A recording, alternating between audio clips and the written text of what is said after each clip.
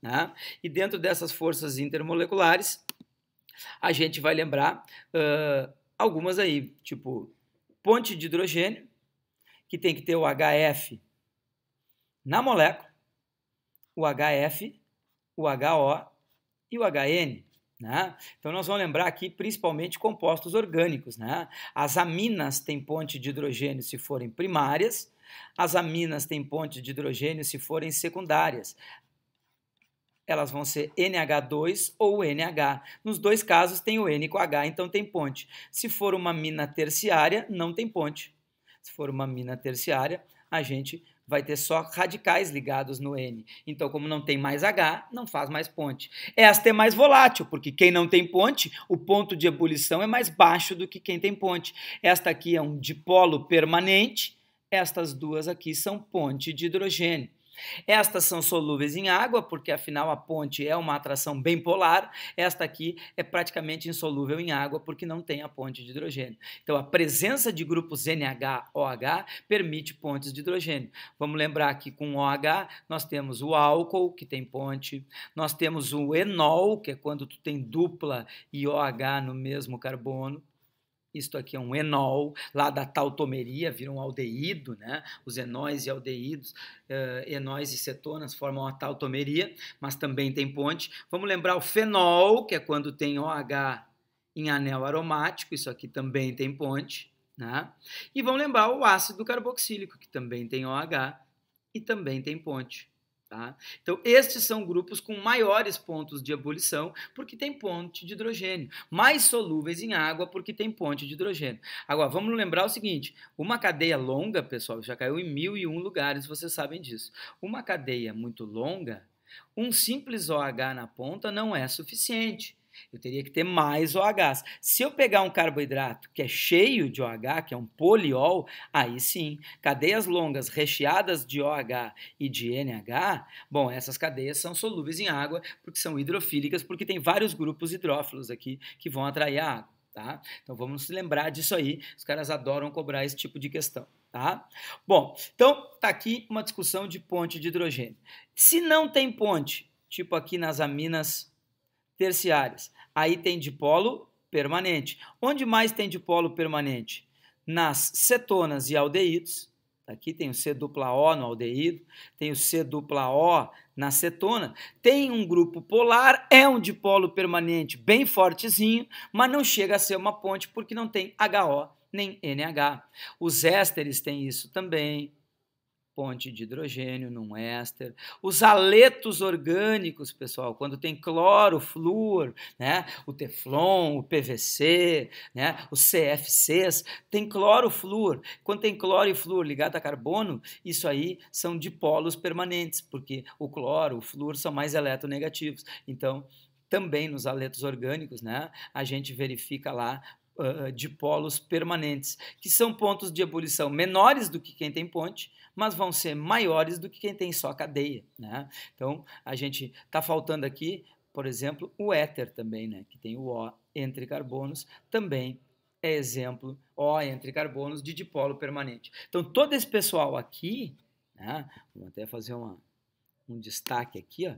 Esse pessoal não tem ponte, porque ele não tem HO, nem HN, nem HF, mas esse pessoal tem um ponto de ebulição um pouquinho alto, tem um pouquinho de polaridade e de solubilidade, porque ele tem um elemento eletronegativo, que é o O, ou um Cl, ou um flúor, para fora da cadeia, formando um dipolo permanente, certo? Então, tá aí. Tá aí, quem não tem nada disso? Bom, quem não tem nada disso aí é hidrocarboneto. Só a cadeia, né? Só a cadeia. Não tem nenhum grupo polar aí, cadeia carbônica. Né? Pode ser um anel aromático, né?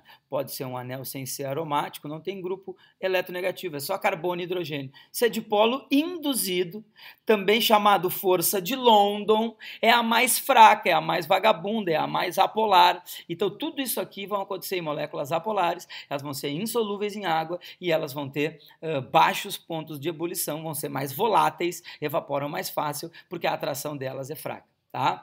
Então, cuidado, pessoal. Se tiver que botar em ordem de solubilidade, os hidrocarbonetos são apolares, são os que têm menor solubilidade, depois vem os que têm dipolo permanente e, por fim, os que têm ponte de hidrogênio são mais solúveis. No ponto de ebulição, mesma coisa, menor ponto de ebulição são cadeias apolares, depois vem dipolo permanente, né, que daí são polares, são dipolos permanentes, não são induzidos, não são forças de London, porque são mais fortes, e por fim, quem tem ponte de hidrogênio, né? Quem tem ponte de hidrogênio tem pontos de ebulição maiores. Vamos lembrar que se tu tem aqui, por exemplo, um ácido carboxílico, que tu tem o dipolo permanente aqui, e mais a ponte de hidrogênio aqui, tu tem então grupos polares mais do que o álcool, por exemplo. Então, se te comparar um ácido carboxílico e um álcool, os dois têm ponte, empatou. Só que o ácido carboxílico tem o dipolo permanente, então ele tem dois tipos de atração polares. Então, o ácido carboxílico tem um ponto de ebulição, uma solubilidade maior do que o álcool, né? Então, a gente tem que ter... Tá, e se for um poliol? Bom, aí se for um poliol, vários OHs, ganha do ácido carboxílico e ganha do álcool. Uma coisa que eu me lembrei agora que faltou, vamos botar aqui embaixo, ó, são as amidas, elas são que nem os ácidos carboxílicos. Elas têm o C-O, que faz o dipolo permanente, a carbonila, mas elas têm a ponte, porque elas têm NH2, as amidas, lá das ligações peptídicas, das proteínas, né? Uma amida tem ponto de ebulição e solubilidade alto, porque ela tem dipolo permanente e ela tem ponte de hidrogênio. Então, as amidas, as proteínas têm um relativo ponto de ebulição alto e solubilidade também alta por conta dos grupos polares, C-O, e das pontes de hidrogênio do NH2. Tá? Então, só para lembrar aqui, ok? Duas coisas finais aqui sobre essas questões de pontes de hidrogênio, forças de Van der Waals, dipolos induzidos. Duas coisas finais aqui para a gente terminar essa partezinha. A primeira, se eu tiver que desempatar, qual é a ordem? Pessoal? Bom, primeira coisa, eu vou lá olhar quem é que tem ponte. Se empatar quem tem ponte, bom, vou ver se tem ponte e mais dipolo permanente. Quem tem dipolo permanente ganha de que quem só tem a ponte. Tá? Ah, mas se empatou e um tem mais ponte que o outro. Bom, quem tem mais ponte ganha. Óbvio que quem tem mais ponte ganha de quem não tem. Tá aqui o cara que ganha. Tá, mas e se empatou entre ponte e quem não tem ponte? Bom, tem dipolo permanente e ponte. Ganha a ponte. Ganha a ponte. Tá, e se tem dipolo permanente, tipo um cloro aqui, e um hidrocarboneto, que é o dipolo induzido. Bom, o permanente ganha do induzido. Permanente ganha do induzido. Tá, e se os dois são induzidos? Bom, quem tem cadeia maior ganha de quem tem cadeia menor. Quem tem cadeia maior ganha de quem tem cadeia menor. Tá, mas se tiver o mesmo número de carbonos, basicamente o mesmo tamanho da cadeia, só que uma é lisa e a outra é ramificada, a lisa ganha da ramificada. Então, a ordem que vocês vão analisar, pessoal, é exatamente essa. Quem tem ponte ganha de quem não tem ponte, está aqui. Se os dois têm pontes, quem tem mais pontes ganha de quem tem menos. Se um tem ponte só e o outro tem ponte de polo permanente, ganha tem a ponte de polo permanente. Se um tem permanente e o outro tem só induzido, só cadeia, ganha quem tem o permanente. Se os dois têm induzido, ganha quem é maior. Quanto maior a cadeia, maior a ponte, o ponto de ebulição. E se os dois têm o mesmo tamanho de cadeia, uma é lisa, outra ramificada, a lisa ganha. A lisa tem maior ponto de ebulição do que a ramificada. Ok? Então, uma breve revisão aí de discussão de pontos de ebulição de compostos orgânicos baseado nos seus tipos de atração. Tá? Bom, e para a gente terminar, se eu tenho uma cadeia longa, ela é apolar, ela é insolúvel na água, solúvel em hexano, no tetracloreto, nas gorduras. Mas se ela tem uma ponta iônica, então, por exemplo, aqui, que nem um sabão, que é derivado de éster, tem uma parte negativa nesse O, e se liga num metal, grupo 1, alcalino, positivo, tu tem aqui uma ponta iônica, extremamente apolar, que a gente já vai ver o que vai acontecer, e uma parte apolar. Tu tem aqui, então, um composto anfifílico. A parte apolar atrai a gordura, a gasolina, o hexano, o tetracloreto, e a parte iônica atrai a água, certo? Bom, eu quero lembrar aqui, e vou até mudar de cor, duas coisas. A primeira, de que maneira essa parte apolar atrai a gordura? por dipolo induzido, porque a gordura, o óleo, o azeite também é apolar. E quando as duas coisas são apolares, nós temos um dipolo induzido, que é uma atração fraca. Mas eu tenho atração entre o óleo e a cadeia do sabão, do detergente, do shampoo, os emulsificantes. O que eu vou formar aqui é uma emulsão, uma micela, né? Mas para formar a micela, o óleo que fica no meio é atraído por cadeias longas de sabão de detergente, só que a ponta é iônica. E essa ponta iônica vai atrair quem? Vai atrair a água. Só que se eu tenho um íon e esse íon está atraindo a água, deixa eu mostrar aqui, esse íon está atraindo a água e isso é uma micela, isso é a emulsão. A água atrai a ponta iônica e a parte longa da cadeia atrai a gordura lá dentro, está aqui o óleo. Né? Como é que a água se atrai ao sabão? Pessoal, isso aqui tem nome, isso aqui é chamado íon dipolo. A atração entre um dipolo, que é a água, uma molécula polar, a água e qualquer molécula polar a gente apelida de dipolo, e o sabão, que é um composto iônico, tem um ânion e um cátion dissociado. O cátion está aqui, o Na+, ele sai na água, ele se dissocia, está lá também sendo atraído pela água e também fazendo os seus íons dipolo. Tá, e como é que eu tenho aqui o íon que atrai o dipolo? Ela é uma atração mais forte do que, por exemplo, seria as pontes de hidrogênio, que é dipolo-dipolo, que os dipolos permanentes, que são dipolo-dipolo, e que os dipolos induzidos também são apolares. Né? Então, é uma atração chamada íon-dipolo. É uma atração que acontece entre o íon de um sal, por exemplo, que tu dissolveu na água, e a própria água, que é a molécula polar, que é o dipolo. Este processo em que a água, que é o solvente, vai lá e atrai esse íon sal, que é o soluto, isto se chama solvatação. A solvatação, por exemplo, de sais em água é feita através de íons dipolo. A água, que é o dipolo, atrai os íons e faz a solvatação. Isso dissolve o sabão na água.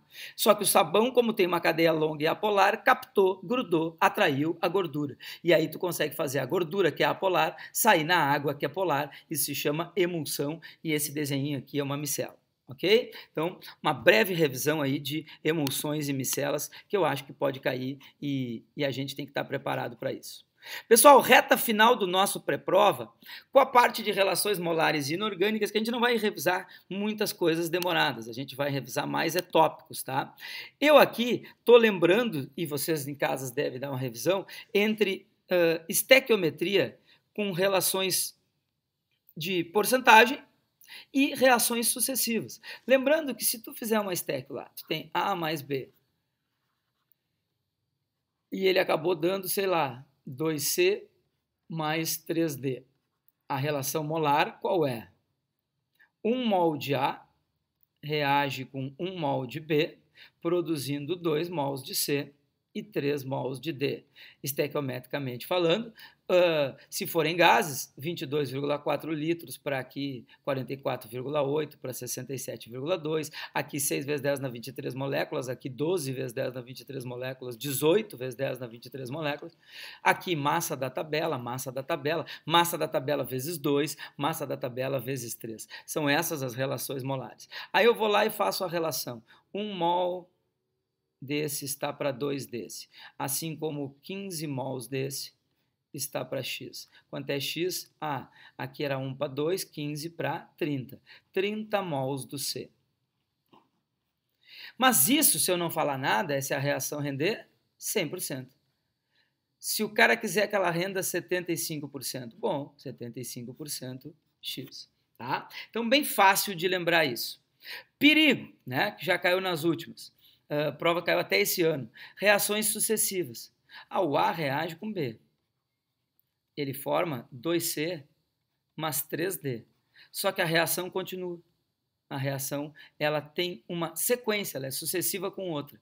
Eu sei que D, 2D, vamos botar assim, 2E, reagem com D para formar F mais 2G. Tá? Se eu quiser a relação entre o A e o G, tá? Vamos dar um exemplo aqui. Eu quero a relação entre o A e o G. Quem está olhando agora está fazendo qual relação, pessoal?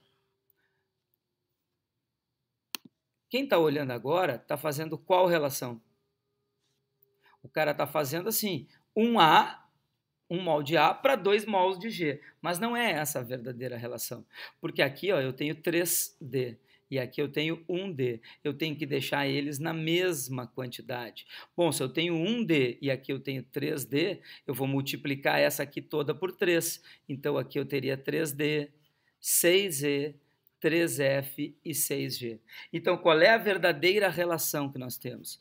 1 mol do A está para 6 mols do G. Essa é a estequiometria correta. Percebam? Se eu tenho duas reações sucessivas, o cara que é produto numa e aparece no reagente da outra, ele tem que estar na mesma quantidade. Se lá tinha 3D e aqui tinha um só, eu tive que multiplicar por 3. Mas eu não posso multiplicar por 3 só ele, eu tenho que multiplicar por 3 toda a reação. Isso fez com que a minha relação, em vez de ser 1 mol de A para 2 mols de G, desse 1 mol de A para 6 mols de G. Olha que erro que ia dar nessa questão aqui, ok? Então, uma breve lembrança aí de estequiometria com porcentagem e com relações sucessivas, tá? Vamos falar um pouquinho de gases, faz horas que não cai, acho que pode cair, pessoal. Sempre que eu estiver falando de gases e te pedir PV/nRT, pressão, atmosfera, volume em litros, é igual a N, que é o número de mols, R, que é 0,082, e temperatura sempre em Kelvin. Tu não vai me cagar uma questão porque tu usou temperatura em Celsius. Gases é sempre temperatura em Kelvin. Tá? Lembrando, pessoal, que está caindo muito misturando gases com estéquio. Tu ter lá um CO2 no meio de uma estéquio. O problema é que aqui tu tem 1 mol de CO2. E aí ele vai lá e te pede para calcular lá com pressão tal, com temperatura tal. Aí tu vai fazer o PV/nRT. Bota a temperatura aqui, bota o R, bota o volume que ele te deu, bota a pressão que ele te deu e lá tu calcula 5 mols. Bom, então o N te serve para calcular o número de mols de gás. Depois tu faz uma estequiometria. 1 mol está para não sei quanto, 5 mol está para X. Então cuidado com isso. Outra coisa, se eu tiver 2 recipientes, um com gás oxigênio, o outro com gás cloro, ou o outro com gás HCl, vamos dizer assim, né? E o cara te disser, eles estão na mesma temperatura, na mesma pressão e os recipientes são iguais, têm o mesmo volume. Bom, corta tudo pelo PV/nRT. Tira o T, tira o P, tira o V. Como o R é uma constante, o que sobrou? Número de mols é igual. Se aqui tem 1 mol, aqui tem 1 mol. Se aqui tem 6V10 na 23 moléculas, aqui tem 6V10 na 23 moléculas. Se aqui tem 22,4 litros, se for gás, aqui tem 22,4 litros, se for gás. Ou seja, se chama hipótese de Avogadro. Tu tendo 2 recipientes, tu escreve o PV/nRT para os 2 e vai cortando tudo que for igual. O que sobrar é igual. Cuidado! Ter o mesmo número de mols não é ter a mesma massa, porque a massa desse cara aqui é 32, esse aqui é 36,5. Então as massas são diferentes. O número de mols é igual, o número de moléculas é igual, mas a massa é diferente. Então vocês tomem cuidado com isso na hipótese de Avogadro, ok? Bom, de gases, era basicamente isso que eu queria revisar. Quero lembrar que existe fórmula mínima e fórmula centesimal. Então, por exemplo, aqui, se eu tiver o composto butano C4H10, como é que eu faço para ver a fórmula centesimal? Bom, eu pego a massa do todo, que é 58, ela é 100%. Eu pego a massa de carbono, que dá 48, porque são 4, vai dar X%. Repito o mesmo procedimento para o hidrogênio e eu vou ter C, não sei quantos por cento, H, não sei quantos por cento. Isso é fórmula centesimal. Se for a fórmula mínima, isso aqui é fórmula centesimal.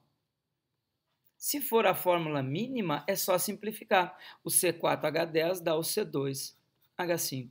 Essa é a fórmula mínima. É a simplificação da fórmula molecular.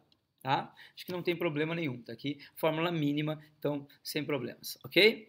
Bom, pessoal, de inorgânica, o que eu, se fosse vocês, revisaria, tá? De inorgânica.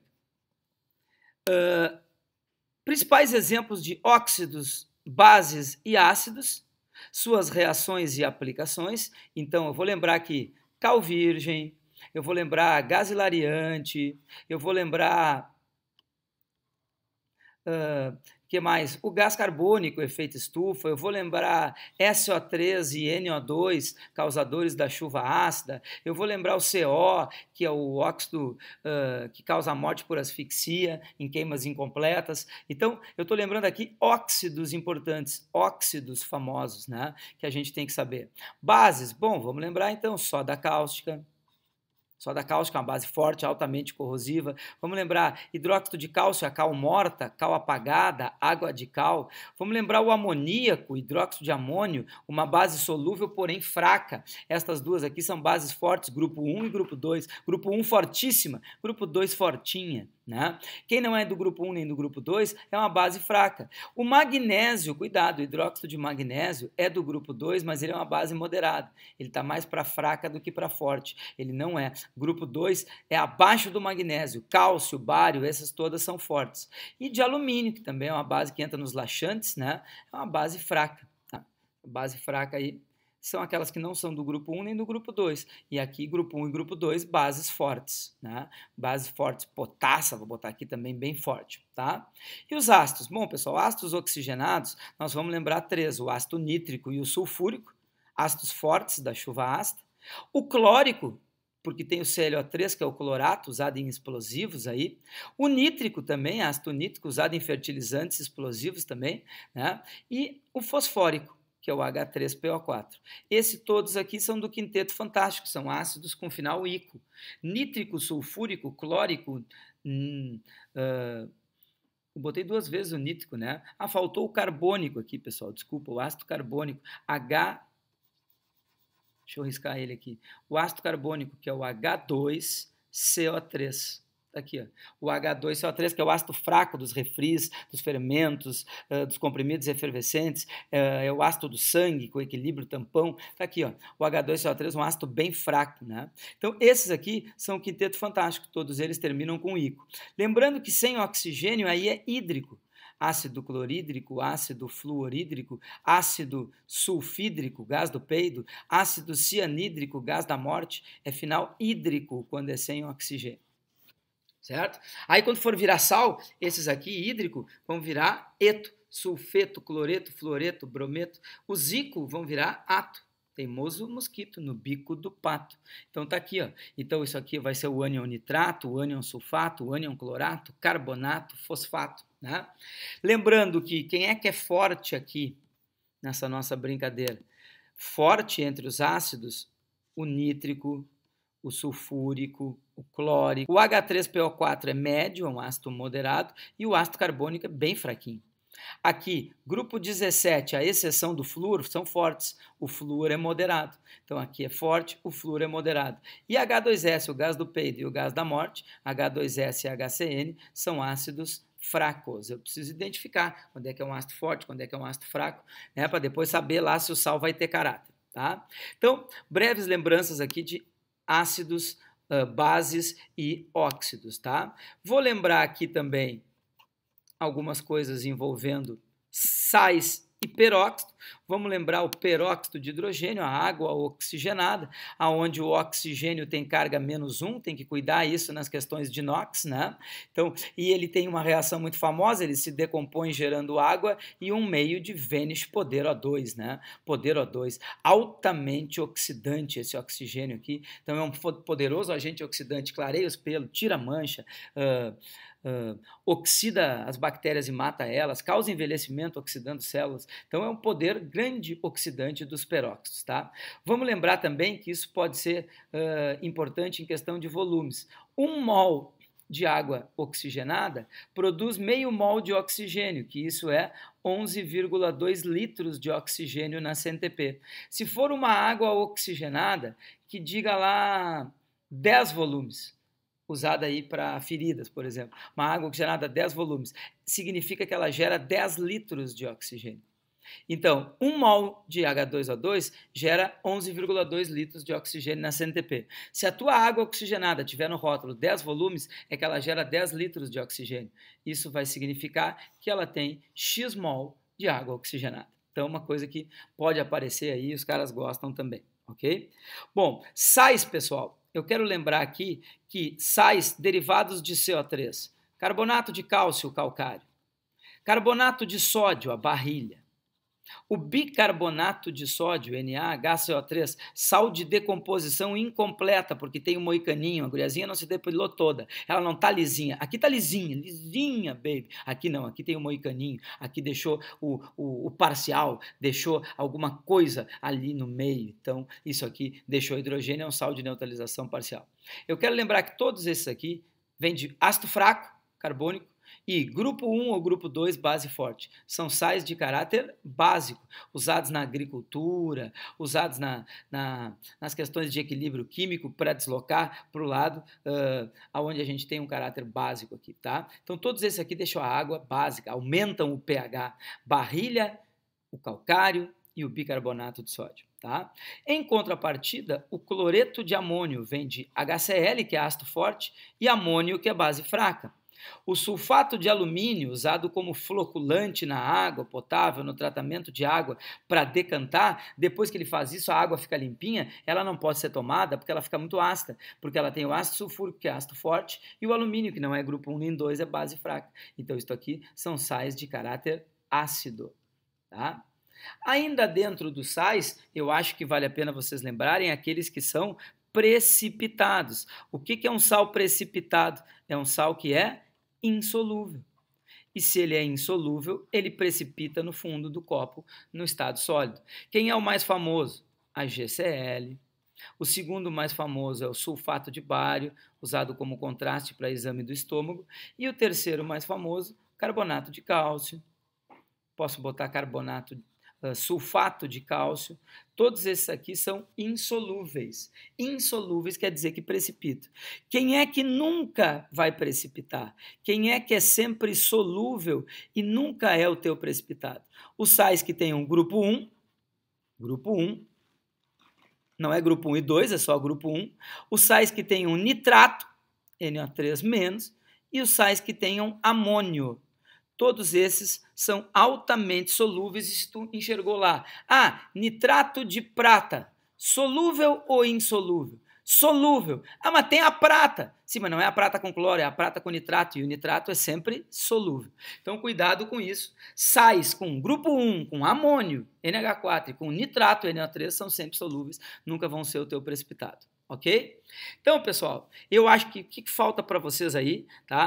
Revisarem de inorgânica. As principais reações, né? Síntese, análise, simples troca, dupla troca, os principais exemplos lá dessas reações, né? Então, vocês deem uma boa olhadinha lá nessas reações. Eu vou citar uma aqui que vocês têm para olhar, que é uma bem famosa. Na verdade, duas, tá? Me deu vontade aqui.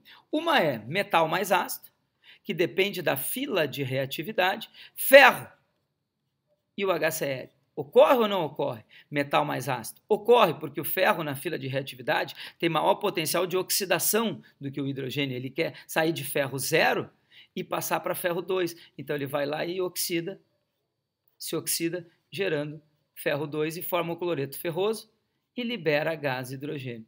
Obviamente, pelo balanceamento, eu tenho que ter um 2 aqui. Sempre que metal reagir com ácido, vai liberar bolhas de gás hidrogênio.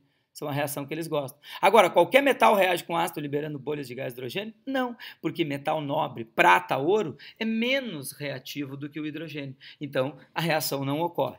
Segunda reação importante, ácidos, e eu vou pegar aqui, sei lá, um ácido sulfúrico, e um carbonato. Pessoal, isso é uma dupla troca.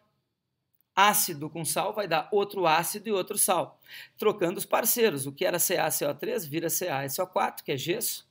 Então, essa reação produz gesso, já cobraram na URGS uma reação para produzir gesso. Ácido sulfúrico com calcário das rochas, das conchas, dos mármores, vai transformar em gesso, mais o que? Ácido carbônico. Só que a segunda questão importante aqui, todo mundo que fez aula comigo já sabe, vai lembrar isso aí, ácido carbônico não vai aparecer ácido carbônico, porque ele é instável, ele vai se decompor em água mais CO2. E essa água mais CO2 causa bolhas, causa a efervescência.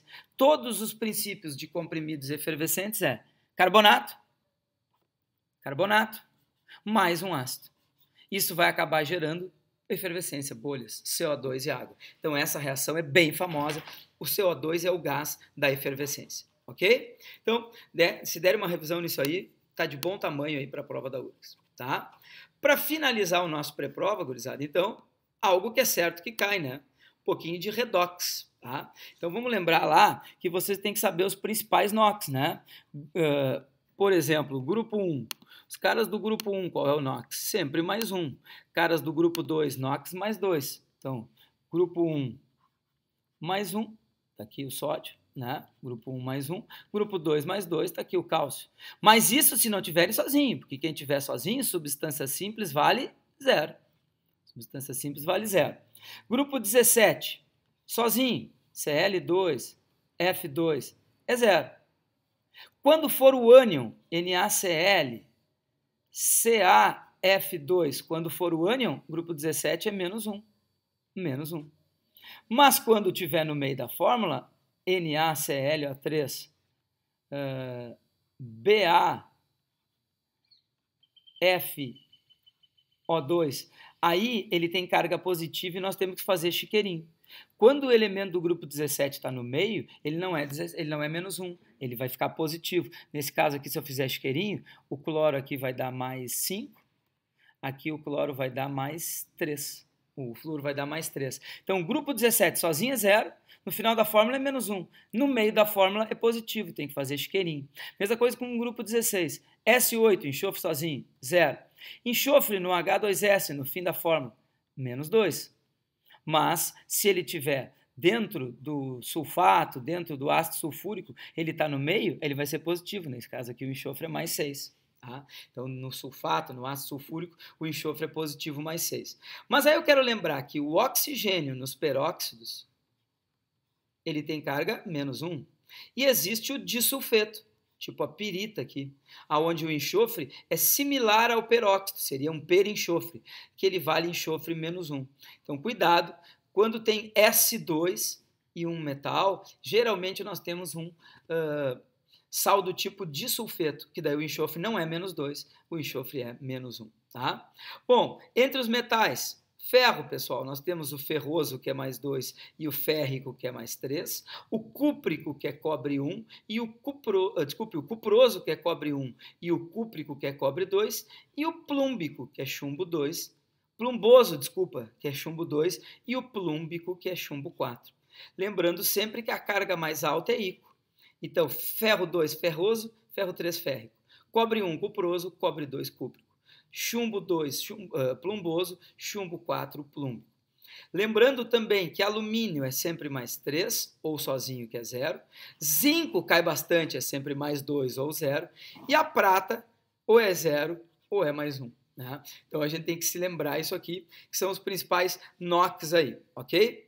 Bom, pessoal, para a gente lembrar também, a gente tem o que tem cobrado bastante em pilhas e em reações de simples troca, como reatividade. Né? Reatividade, né? Que também tem chamado potencial de oxidação, de redução. Vamos lembrar o seguinte, nós temos uma rampa, quanto mais grupo 1, grupo 2, alumínio, zinco, ferro, hidrogênio, esses caras têm maior potencial de oxidação. Significa que eles têm que se oxidar. Eles gostam de se oxidar. Então, eles têm uma força redutora, porque eles acabam reduzindo os outros. Eles são agentes redutores. Eles têm força redutora. Quanto o grupo 1 tem o maior potencial de oxidação, quer se oxidar, é metal de sacrifício. Quanto maior o potencial de oxidação, mais o cara quer se oxidar, maior a sua força de reduzir os outros, então é força redutora, e ele é um metal de sacrifício na reação. Ele quer se oxidar. Isso é um sacrifício. Já metais nobres que formam a palavra chapa, né? O cobre, o mercúrio, a prata, a platina e o ouro, eles querem ficar reduzidos. Se eles querem ficar reduzidos, eles têm alto potencial de redução. Se eles querem ficar reduzidos, o que eles têm? Alto potencial de redução. Eles querem ficar zerados, querem ficar reduzidos.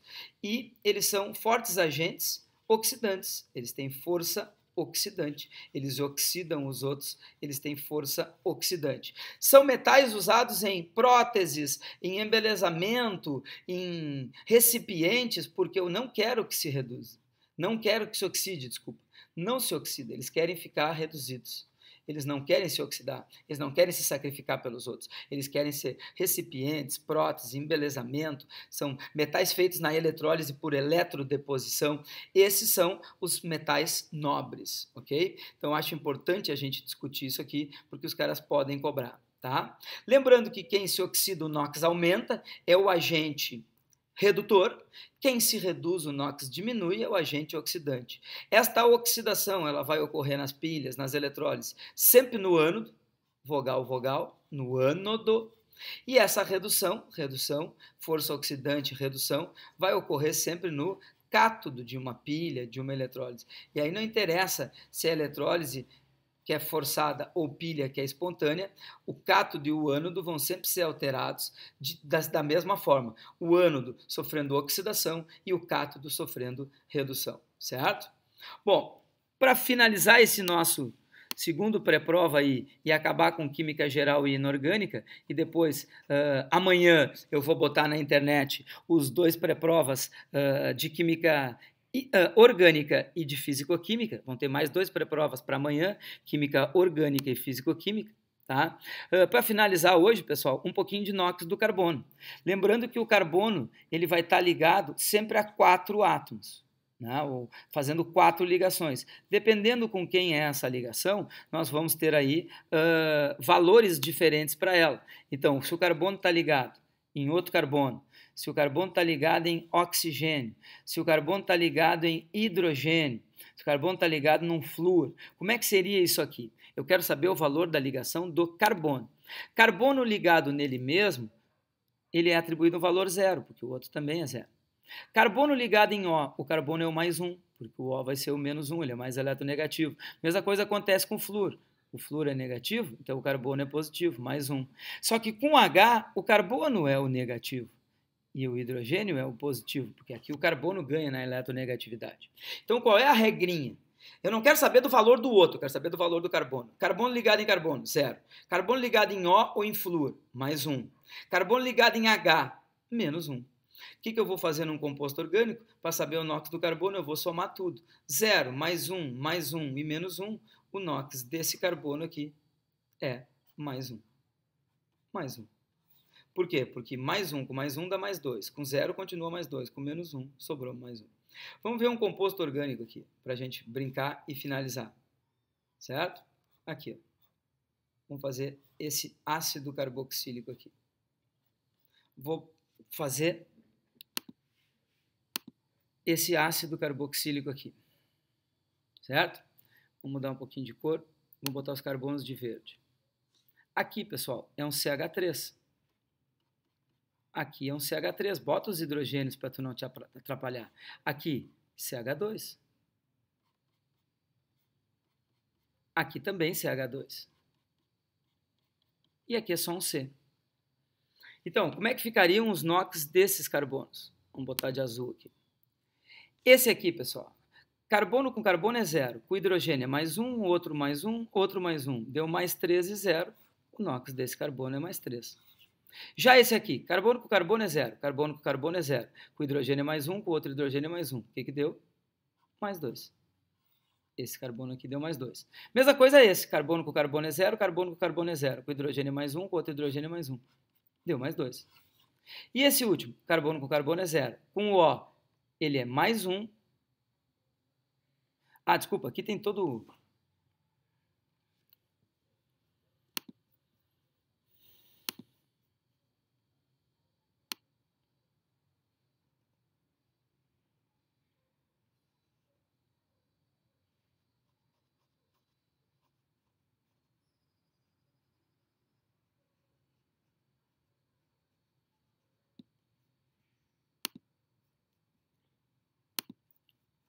Tá? Então, botem os hidrogênios para não ter dúvida. Vamos ver como é que fica os NOx desse carbono.